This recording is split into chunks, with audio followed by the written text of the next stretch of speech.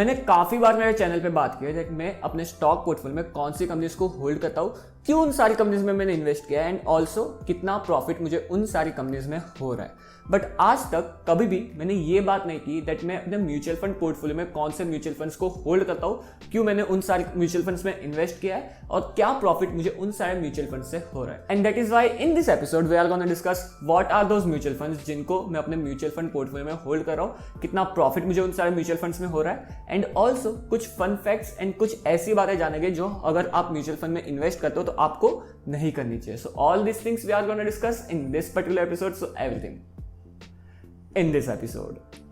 Let's get started. Hey guys, my name is Pratik. I hope you are doing well. And first of all, I want to clear one myth जो काफी सारे investors के mind में रहता है, which is that अगर हमें stock market से एक अच्छी वेल्थ जनरेट करनी है over a long period of time तो हमें without any second option stocks में इन्वेस्ट करना पड़ेगा, डायरेक्ट स्टॉक इन्वेस्टिंग करनी पड़ेगी, which is a myth actually. अगर आप सिस्टमेटिकली अपने बिहेवियर को मैनेज करके लॉन्ग टर्म में एसआईपी के थ्रू या फिर डायरेक्ट लमसम म्यूचुअल फंड्स में भी इन्वेस्ट करते हो, एक अच्छा म्यूचुअल फंड चूज करके उसमें कंसिस्टेंटली डिसिप्लिन के साथ इन्वेस्ट करते जाते हो, फिर भी आप ओवर लॉन्ग टर्म एक अच्छी वेल्थ जनरेट कर सकते हो। सो stock investing is overrated and mutual fund investing is underrated. And yes, यहाँ पे कुछ चीजों का आपको बहुत ज्यादा ध्यान रखना जरूरी है, which are the first one is that जब आप म्यूचुअल फंड में इन्वेस्ट करते हो तो काफी सारे लोगों को ये डाउट होता है दैट हम एसआईपी में इन्वेस्ट कर रहे हैं। I know this is a very basic thing I am telling, but काफी सारे इन्वेस्टर्स को ऐसा लगता है दैट हम एसआईपी में इन्वेस्ट कर रहे हैं। नहीं, आप एसआईपी में नहीं इन्वेस्ट करो, आप एसआईपी के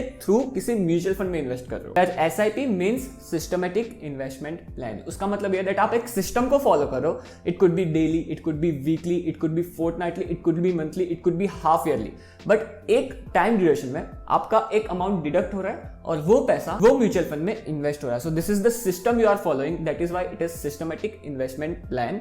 एंड ये सिस्टम से आपका पैसा इन्वेस्ट हो रहा है उस म्यूचुअल फंड में, ना कि एसआईपी में। SIP is the way to invest the money, it is not an investment option. The second thing I want to tell you about that काफी सारे इन्वेस्टर्स को ऐसा लगता है दैट जब वो अपना पैसा इन्वेस्ट कर रहे हो उस म्यूचुअल फंड में, जो भी म्यूचुअल फंड में आप इन्वेस्ट करो, सो जब जिस मोमेंट आपका पैसा उस म्यूचुअल फंड में इन्वेस्ट होता है उसी मोमेंट पर आपका एक्सपेंस रेशियो डिडक्ट हो जाता है। सो ऐसा नहीं होता guys. The truth is that आपका एक्सपेंस रेशियो हर दिन डिडक्ट होता है आपके इन्वेस्टमेंट में से। Yes guys, this is the fact and let me explain it to you with an example. जहां पे लेट्स अज्यूम दैट आपने 100 रुपीज किसी म्यूचुअल फंड में इन्वेस्ट किए और उस म्यूचुअल फंड का एक्सपेंस रेशियो है 1%। सो ये जो 1% का एक्सपेंस रेशियो है वो पूरे ईयर का एक्सपेंस रेशियो है, ना कि उस पर्टिकुलर दिन का।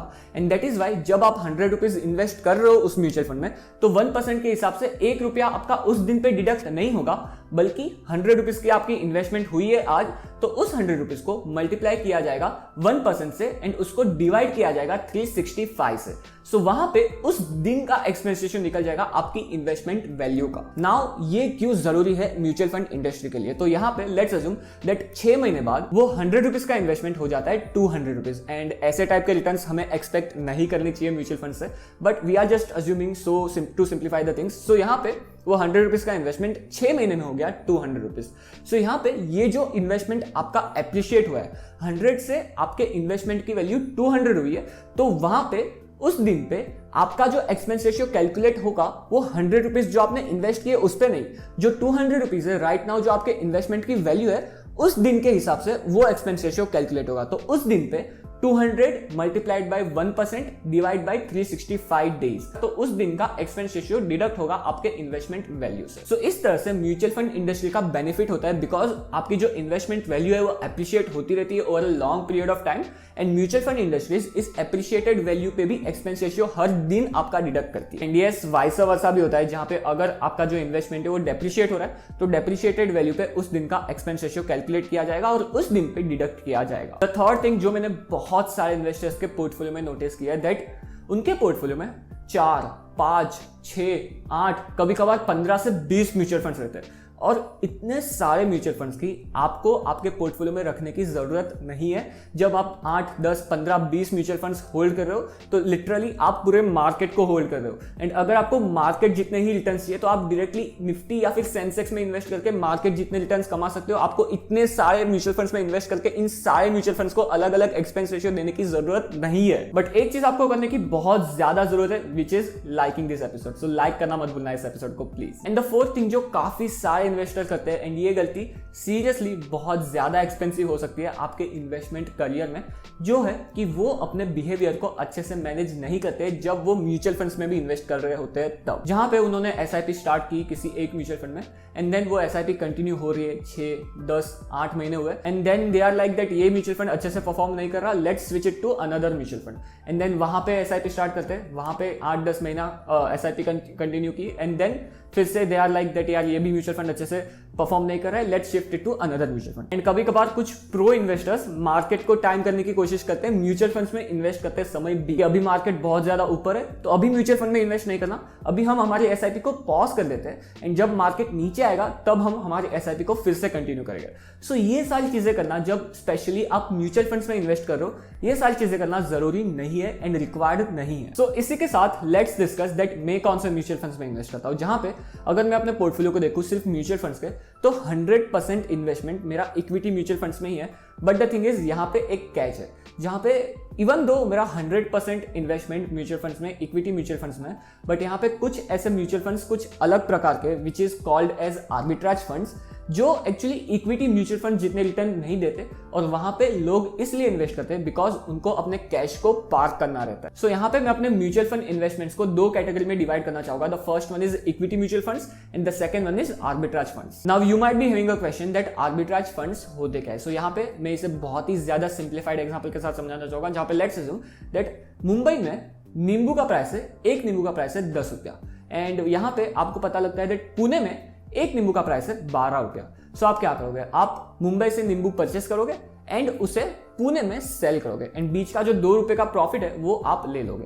सो इसी तरह से कभी कभार एक्सचेंजेस में सेम स्टॉक का प्राइस NSE पे अलग चल रहा है एंड BSE पे अलग चल रहा है। सो जो आर्बिट्राज फंड में जो फंड मैनेजर रहता है उनका काम ये होता है दैट इन सारी आर्बिट्राज अपॉर्चुनिटीज को ढूंढना और वहां से प्रॉफिट जनरेट करना। तो ये जो प्राइस मिसमैच है ये सिर्फ अलग अलग स्टॉक एक्सचेंजेस में, स्टॉक प्राइसेस में नहीं होता but also future and options में भी होता है। सो ये आर्बिट्राज अपॉर्चुनिटीज को ढूंढने का काम एंड उसको कैच करने का काम होता है फंड मैनेजर का, जो आर्बिट्राज फंड्स को मैनेज करते रहते हैं उनका। एंड यहाँ पे जो रिस्क है वो बहुत ही ज्यादा कम रहता है। सो यहाँ पे आर्बिट्राज फंड से आपको 5 to 6% के रिटर्न्स मिल सकते हैं। एंड यहाँ पे मैं आर्बिट्राज फंड्स में क्यों इन्वेस्ट करता हूँ, बिकॉज जब हम आर्बिट्राज फंड्स में अपना पैसा इन्वेस्ट करते हैं तो it comes under equity mutual funds. So वहां पे टैक्सेशन इक्विटी के तरह लगता है, जहां पे एक या से ज्यादा अगर आप उस म्यूचुअल फंड आर्बिट्राज फंड्स में इन्वेस्टेड हो तो जब आप विड्रॉ करते हो अपना पैसा तो 10% के हिसाब से long term capital gain tax लगता है। एंड अगर आप 1 साल से कम टाइम ड्यूरेशन में अगर वो पैसा आप निकालते हो आर्बिट्राज फंड्स में से तो आपको 15% के हिसाब से short term capital gain tax लगता है। तो यहाँ पे जो एक्सेस कैश मेरे पास पड़ा है वो मैंने आर्बिट्राज फंड्स में पार्क करके रखा है। जब मुझे इन्वेस्टमेंट अपॉर्चुनिटी मिलेगी सो यहाँ पे आर्बिट्राज फंड्स में मैं अपना पैसा विड्रॉ करके उन सारी इन्वेस्टमेंट अपॉर्चुनिटीज में इन्वेस्ट कर सकता हूँ। That is why I have invested in arbitrage funds. यहाँ से जो प्रॉफिट है वो बहुत ज्यादा नहीं है because it is just like an FD जितने रिटर्न मिलते हैं आपको, just the thing is that वहां पे टैक्सेशन इक्विटी के हिसाब से होता है। सो यहाँ पे कोटक आर्बिट्राज फंड्स में मुझे प्रॉफिट हो रहा है 6.35% एंड यूटीआई आर्बिट्राज फंड्स में मुझे प्रॉफिट हो रहा है 2.81% के आसपास। So now these are my arbitrage funds. Now let's discuss about equity mutual funds, जहाँ पे मैं 3 इक्विटी म्यूचुअल फंड्स में इन्वेस्टेड हूँ। The first one is Axis long term equity fund, जो एक ALSS कैटेगरी में आता है। एंड यहाँ पे मैंने 2 से 3 साल पहले मार्च 2020 में इन्वेस्ट किया था जब कोविड क्रैश हो रहा था तब। एंड यहाँ पे why have invested in Axis long term equity fund, यहाँ पे the first reason is fund manager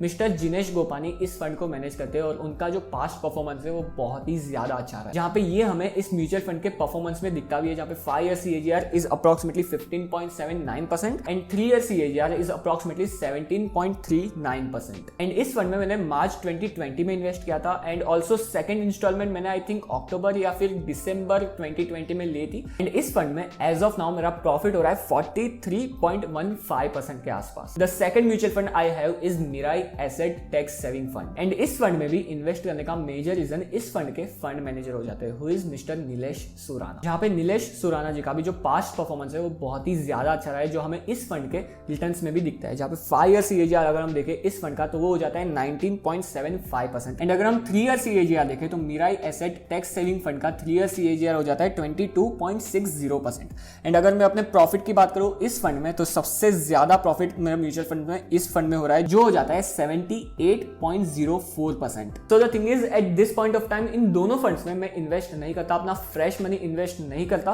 because now मैं न्यू टैक्स रिजिम के साथ अपना टैक्स फाइल करता हूँ। एंड न्यू टैक्स रिजिम में जब आप ALSS फंड में इन्वेस्ट करते हो तो आपको टैक्स बेनिफिट नहीं मिलता है। In the third mutual fund जो एक पैसिव इंडेक्स फंड है जो हो जाता है ICICI का सेंसेक्स इंडेक्स फंड। इस इंडेक्स फंड में मैंने रिसेंटली इन्वेस्ट करना स्टार्ट किया है। पहले मैं टाटा के सेंसेक्स फंड में इन्वेस्ट करता था, बट वहां पे एक्सपेंस रेशियो एक्सपोनेंशियली बढ़ गया था, तो मैंने वहां पे पॉज किया and now ICICI Sensex fund में मैं इन्वेस्ट करता हूं।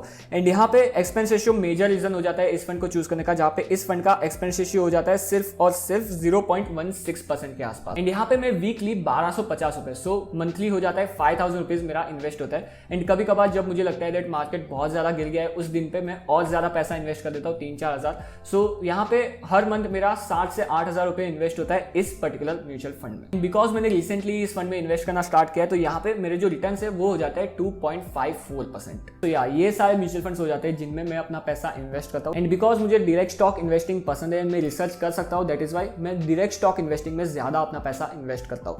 एंड ये मैंडेटरी नहीं है guys, as I told you that अगर आपको स्टॉक मार्केट से अच्छी वेल्थ जनरेट करनी है तो mutual fund is also a really good option. And इसी के साथ let me know in the comment section below that आप कौन से म्यूचुअल फंड्स में इन्वेस्ट करते हो। On that note guys, thank you to be with me in this episode. As always do like this episode and subscribe to my channel and don't forget to follow me on Instagram and Twitter as well. मिलते हैं ऐसे किसी नए episode में, तब तक के लिए गुड बाय।